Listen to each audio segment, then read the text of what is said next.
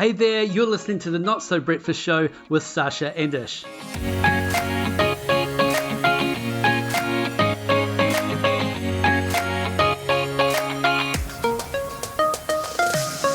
Alright, you are listening to the Not So Breakfast Show, the podcast for career development and leadership, and we are recording on a new platform which is giving us some video, and funnily enough, we did this back in episode, I think it was 23, and we recorded on the very same platform, and you were in your parents' garage, and here you are again in your parents' garage. Sometimes I just want to feel like a teenage boy and I want to lurk around the dark edges of the internet from my parents' garage.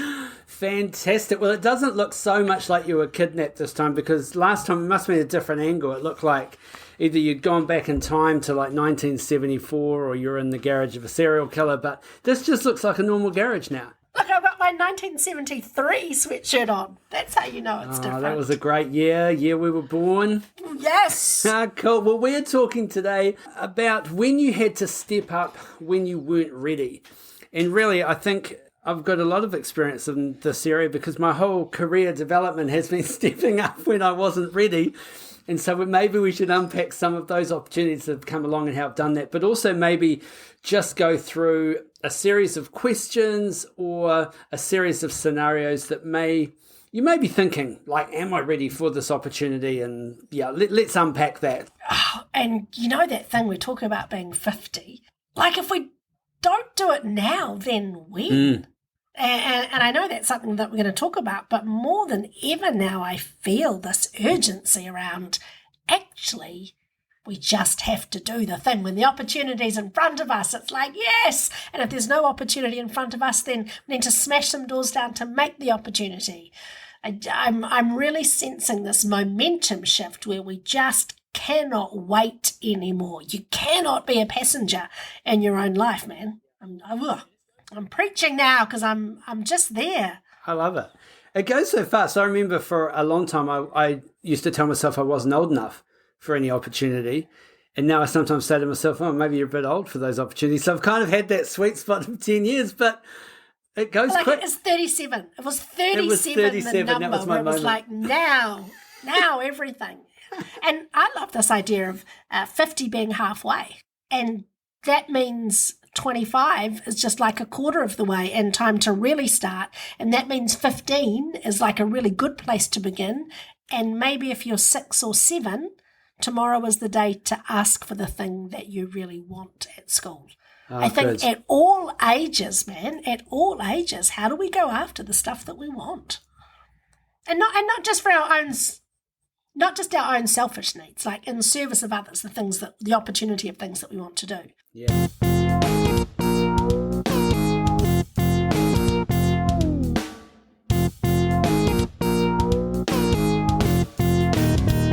So the question that you may want to ask yourself when an opportunity comes up and you're thinking, I'm not ready, or you're questioning it, is whose voice are you listening to?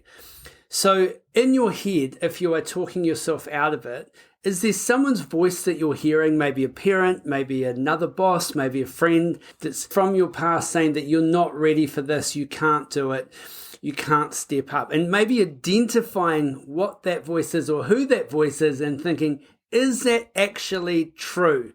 Because traumas from the past tend to hang around. And some of those voices are sometimes people you work with who are just sabotaging bitches. There is a job opportunity that comes up and you say, oh, I'm thinking about applying for that. And they just have a nasty little, oh, are you? And that can be something that you dwell on. I love this idea of just checking in and going, whose voice is in your head causing you to question whether you are ready? And I love what happens for me. I'm doing quite a few keynotes at the moment around the place. So I've been at the Waste Management Institute of New Zealand, and tomorrow I'm at ABC Business Sales. And on Friday I'm going to be with some accountants in Wellington, and on Sunday I'm going to be with the Casey Clinic. It's this vast array of different industries, completely different types of people that I'm speaking to. And every talk I give, my mum gets incredibly worried because she said, but you don't know anything about that. You don't know anything about waste management. What can you possibly be going to talk to them about? And I said, I started by saying, well, how good is it that we're all here to talk rubbish today? I said, that's my best joke, so laugh. You don't have to know everything about everything to be in a position to step up. Sometimes it's okay to say, this is what I bring, and that's what I'm going to talk about. Yeah, because sometimes our topic or our expertise sits across multiple industries or multiple situations. So if we're talking about the topic of leadership, whether you know the rubbish industry or whether you know the lawyer industry, the principles are pretty much exactly the same. So you can position yourself within an area of expertise. So it might be, if you are hearing those voices, question where it's coming from. I mean, I remember the teachers at school that were all shit and telling me that you couldn't do it, you had to do your homework, you weren't going to make it. And, you know, sometimes those voices still resonate, but I've got more than enough evidence now to know that those aren't true. And if I am listening to a voice in my head, I would want to go, is it me that's talking myself out of this? Or is it someone else that's referencing something from my past that's no longer serving me? Yeah, I love that check-in. And I hate those teachers. I hate them all. Nobody's got the right to speak that into anybody's life.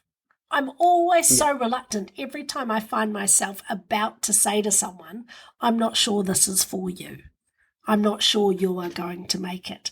But I think there's ways we can express our doubts about people's career paths or whatever. I mean, you know, those teachers are well-intentioned. They wanted you to study harder.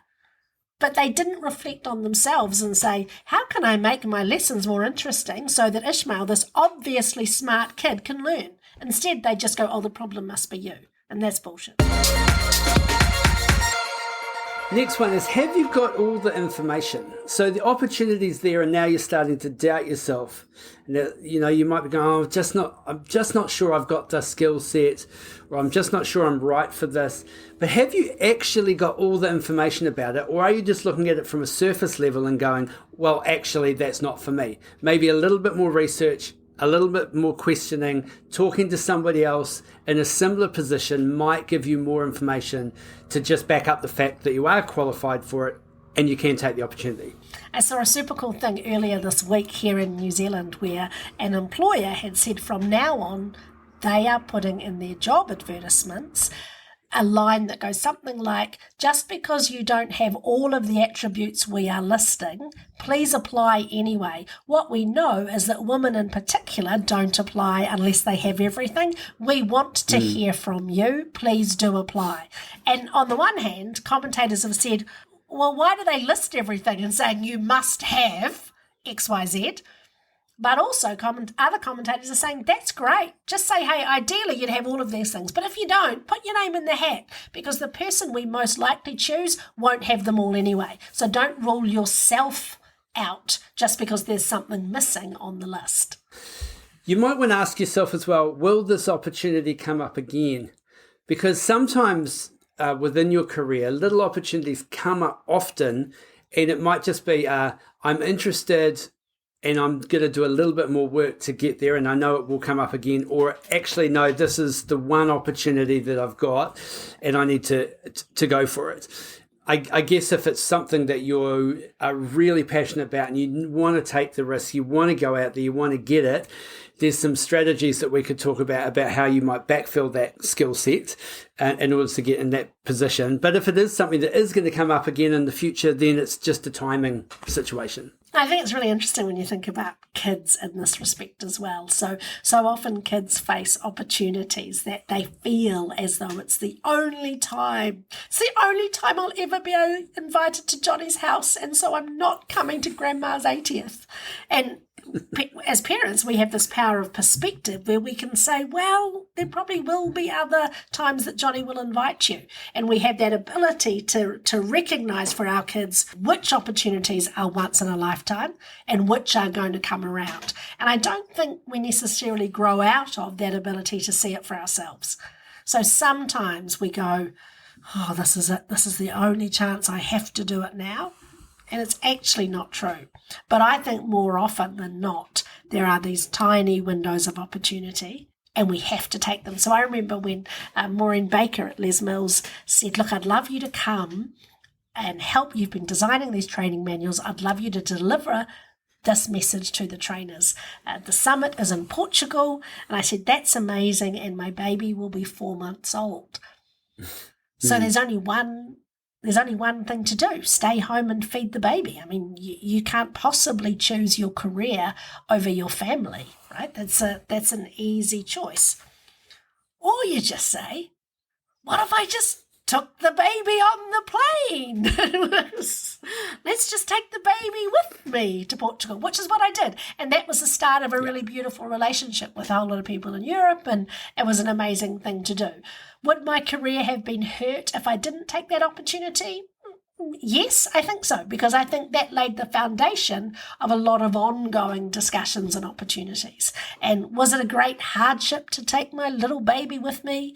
No. Did I have to buy her food? No, I was the food. It took a bit of time management, but how could you make this work? Choices are not always binary. And I remember getting an opportunity to basically be a national presenter. I was up against someone who had way more experience, way more qualifications, way more mana in the whole industry. And I remember just shrinking inside myself, freaking out, thinking, oh my goodness, they are definitely going to get it. But then I was like, man, if I want it, I'm going to have to work for it. And I prepped because we had to present. And I remember just staying up late and putting in the work and just practicing.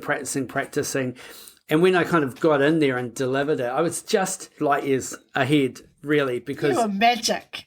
I was magic because I think what they had done is gone natural talent, been doing it for ages. I'm obviously the easy choice. I'm only up against Ish. And then Ish came in like a ninja and swept it out from underneath them.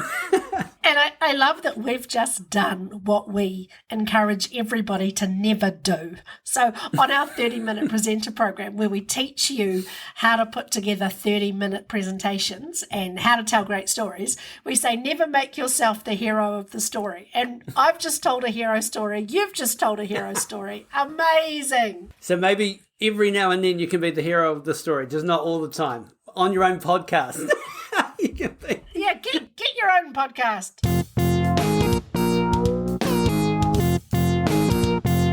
The next one I would look at is, if not you, then who? And if not now, then when? So if you are saying, oh, I'm just not sure that I want this opportunity, someone's going to take it. And if you're in a career or in a job or in an industry where you're going to be working with that person, sometimes it is helpful to actually go, well, if I'm not going to do it, who is going to take it? And do I want to work with that person? Or am I prepared for that person to have that position? Because am I just going to sit here and live with regret that they got it and then I'm just bitter about it? Or is the person that's likely to get it the person that I would want to have it? And that may prompt you slightly to step up. And then if it's a timing thing, if not now, then when would you be ready? So if you're not ready now, when would you be ready? And what would you need to put in place? So what's the skill set and the knowledge gap? Because that can be bridged. Any skill, any knowledge can be bridged. Now, don't lie and say you're a neurosurgeon when you're not a neurosurgeon, because the skill gap and knowledge gap for that is massive. But if it's just a few things that you need to actually get your head around, information's everywhere. It's brain surgery. It's not rocket science. So, on your first point about if not you, then who? When my dad was a preacher, he used to tell this story about this idea that because he believed in a higher being and God, he'd say that, God would share like a vision with a person.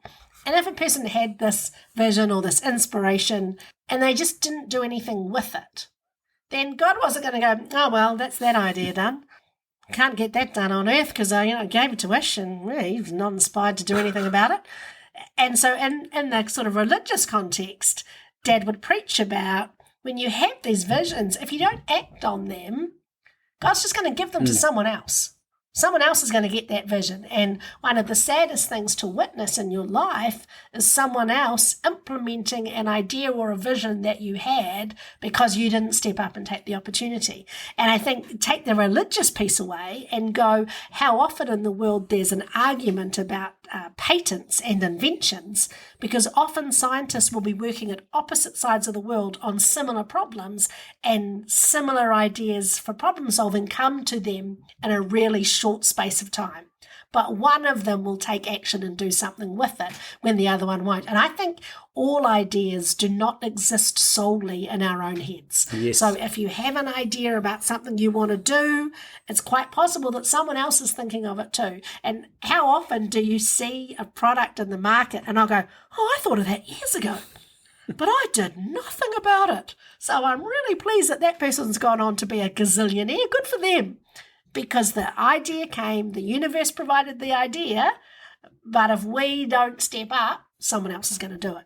And that's it. If not you, then who?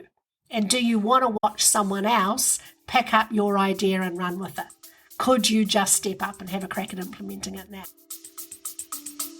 We'll be right back. If there was one skill that could double your income, advance your career, and increase your ability to influence, it is the skill of presenting. Whether it's on stage, in the boardroom, or at a job interview, the 30-minute presenter program will help take you to the next level. So check out our Instagram page, click the link in the bio, and get started on the 30-minute presenter program.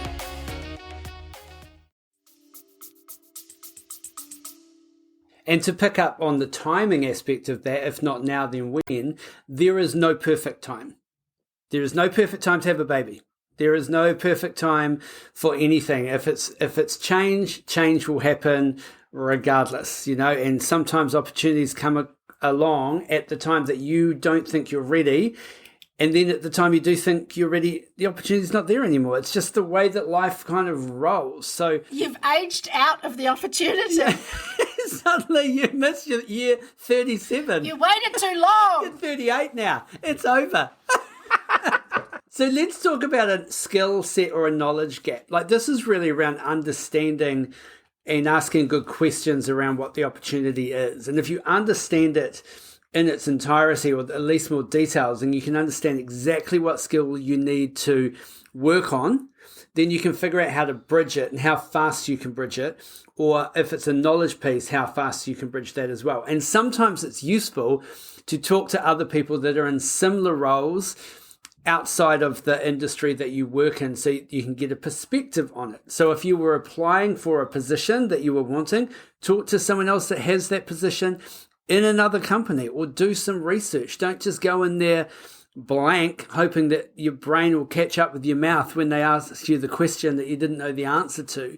Do a little bit of recon, talk to people, and then maybe even think about who could mentor you in the background while you're in this role. Would they be prepared to do that? Because they can often get you hitting the ground faster, running faster, and bridge that gap a lot quicker than you can often even get it in the job. And there's so many cheats now, which I think is so helpful.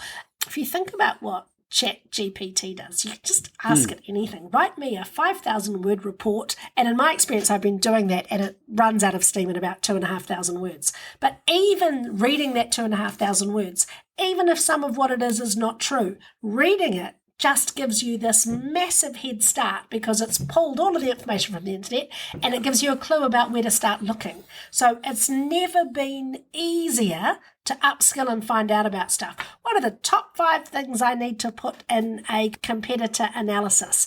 Boom. Oh, okay, right, good. Well, I can do that. I understand those concepts. If there's a concept that you don't understand, hey, ChatGPT, explain this concept to me as if I was 5 years old. Explain it using an example. Explain it using an example from New Zealand. You can get really specific and actually use all of the history of the world's information that's available on the internet as your coach. Yes, you do need to check in sometimes for accuracy, but for the most part, it's like you can plug into this ginormous super brain and get really specific information that can help you. It's incredibly powerful. It's pretty scary, but I want to use it to my advantage, at least until the robot overlords come to kill us. It's when you go to your doctor and then they open up ChatGPT and go, what the hell is that? You're just freaking out. Also, think about often skills within a title, like if think of the manager or the CEO or the leadership one, they're not often qualifications that are necessary. There's qualifications that sit behind them, like an MBA or something that can sometimes be useful, sometimes not useful. But then there's also the skill set, as opposed to you need to be qualified as an electrician to be an electrician. So don't lie about that shit. That's just the legal requirement, is you need to be able to know that and you need to have your qualification. However, you don't have to be a qualified manager to be a manager of people. There may be some qualifications that help, but experience and your ability to learn and your ability just to connect, build rapport and have empathy, it gets you a long way on the track to that as well. Be a good human could be the first and basically only requirement in a whole lot of job descriptions. Just be a good human. Have you been humaning well for a while? Great, come and join our team. Are you open to learning? Come and join our team. Do you like rapid feedback so you can grow and develop? Come and join our team. Everything else is kind of detail now. And life skills are a qualification. If you're in your 40s and your 50s and you've raised a family and you've worked with multiple different people and you've done all of the stuff that you've done, there is a certain amount of maturity, emotional stability and resilience that comes with the package that you bring as well. That's maybe the 18, 19-year-old, 20-year-old that's just out of uni doesn't have. So even though they may have the paper, they haven't got the life experience. But, if it's a management position, you can definitely still step up into those roles. 100%. Never discount the professional playbook that can come from personal experiences. So hopefully that's been interesting, maybe got you thinking around opportunities and thinking, you know what, if it came up, would I be ready? Well, get ready, because it might come up. And opportunities, if they do come up, don't talk yourself out of it. Listen to who is in your head. Is it you? Is it someone else?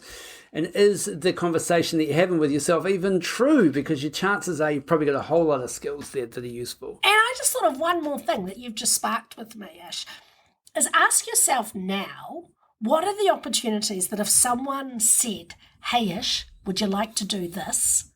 What would someone have to ask you for that little fire in your belly to just ignite? And if you recognize in advance, actually, I'm really open, I would love to do X, then you can actually start preparing so that when the opportunity does arise, you're more ready than you are right now. So, for example, if someone said to me, Sasha, there's this amazing opportunity where you could go and be on a super yacht working as a person who runs the whole operation. How amazing would that be? And that does nothing in my belly because I would just be seasick. So it's not an opportunity that excites me. I want to do that. Other people will go, man, if someone asked me to run their entire operation of a super yacht, I would just be so fired up. So recognize, just play that intellectual game, the imagination game. I can think of 3 or 4 things that if someone came to me and said, such there's this opening, could you find time to do it? That I would just go, can I find time? Hell yes, I will clear the week. And that gives you a sense of what you're actually aspiring towards and what you're actually really passionate about. And it also tells you how far you are, how close or far away you are from actually living your dream right now. Because when I think about it, if someone said to me what the opportunity is, you're going to work with somebody that you love and run a group of boutique coffee shops that serve their local communities, I would go, I would jump at that.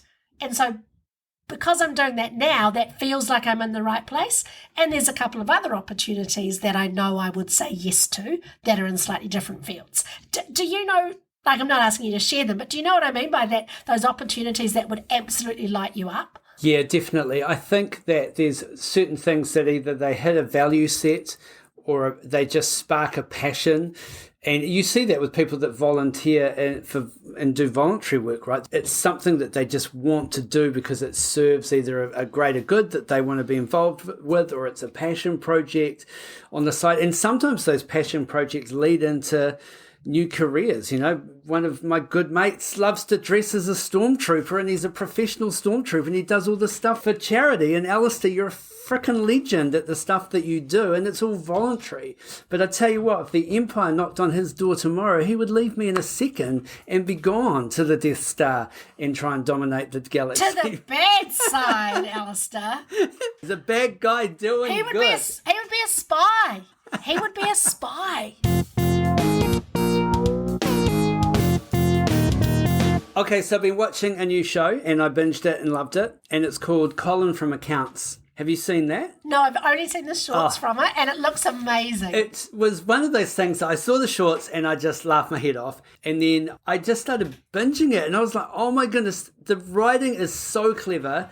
It was so funny. The whole premise for it, the two characters are amazing. I think it's Australian, and it's just next level, man. It's just so good. I absolutely love it. So if you're looking for something, Colin from Accounts, that should be your next binge. And I love that it's light and funny and is uplifting you, because I'm just working through the last season of Succession, and the writing is incredible. But it is bleak, man. Those people are horrible people. But I'm still compelled to find out what happens to them. So once I finish that, I'm coming over to Colin from Accounts.